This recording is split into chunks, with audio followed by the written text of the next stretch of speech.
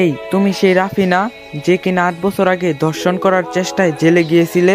পিছন থেকে এমন কথা শুনে একটু বিরক্ত হয়ে ঘুরে দেখি আমার পাশের বাসা সেই শফিক চাচা। তারপর একটু মুস্কি হেসে উত্তর দিলাম, হ্যাঁ চাচা, আমি সেই রাফি। কেমন আছেন চাচা?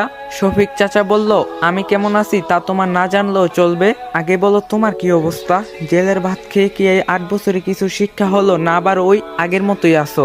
শফিক চাচার এমন কথা শুনে থমকে গেলাম। এই শফিক চাচা আমার এত ভালোবাসতো যে তার বাড়িতে যদি ভালো কিছু রান্না হতো তবে সে আমাকে না দিয়ে খেত না। আর সেই শফিক চাচা আজ আমাকে এমন কথা বলতে পারলো। তারপর আমি মাথা নিচু করে আসি।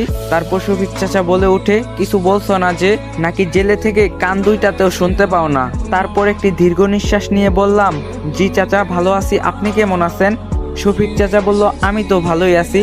তা কবে জেল থেকে ছাড়া পেলে, নাকি জেল থেকে পালিয়েছো? শফিক চাচার এমন কথা শুনে যেন কান্না পাচ্ছে, কিন্তু ধরে রেখেছি। এই সেই শফিক চাচা যে কিনা আমার বন্ধুর চেয়ে কোনো অংশে কম ছিল না, এমনকি মাঝে মাঝে আমার সাথে মাঠে গিয়ে খেলতো। আমার একটু শরীর খারাপ হলে নিজে অফিস না গিয়ে আমার সাথে থাকতো, সবসময় নিজের আপন ছেলের মতো ভালোবাসতো। তিনি আমাদের এলাকার একজন গণ্যমান্য মানুষ ছিলেন, আর তিনি আমারে সবচেয়ে বেশি ভালোবাসতেন, যেটা বলার বাইরে।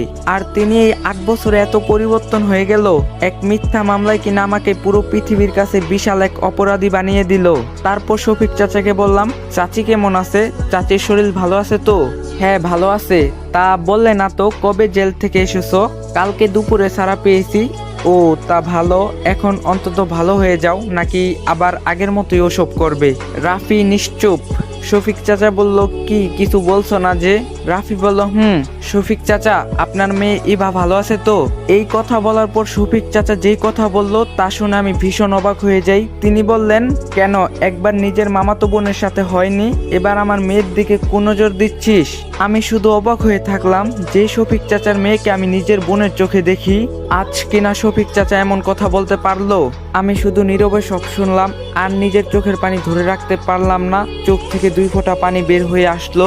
তারপর শফিক চাচা বলে উঠে, তোমাকে আমি এত ভালোবাসতাম, এত তোমাকে ভালো জানতাম, আর তুমি এই প্রতিদান দিলে। তখন আমি কান্নার স্বরে বললাম, চাচা বিশ্বাস করেন, আমি এসব কিছুই করিনি, আমাকে ফাঁসানো হয়েছে। শফিক চাচা বলল, ব্যাস অনেক হয়েছে, তুমি কিছু না করলে তো তোমাকে ফাঁসিয়ে অনেক বড় কাজ করা হয়ে যাবে। তোমার এসব কথা আমি আর শুনতে চাই না। তারপর আমি নিজের মতো করে চুপ থাকি। তারপর আবার শফিক চাচা বলে ওঠে, তা কোথায় থাকবে শুনি? তোমার বাবা মা তো আর তোমায় তাদের সাথে থাকতে দিবে না। যা কাজ করছো তুমি, তার জন্য তো তারা তাদের মুখ কাউকে দেখাতে পারে না। তো গাইস, ভিডিওটা বেশি বেশি করে কপি লিঙ্ক করে দিবেন, আর যদি নেক্সট পার্ট লাগে অবশ্যই কমেন্টে বলবেন।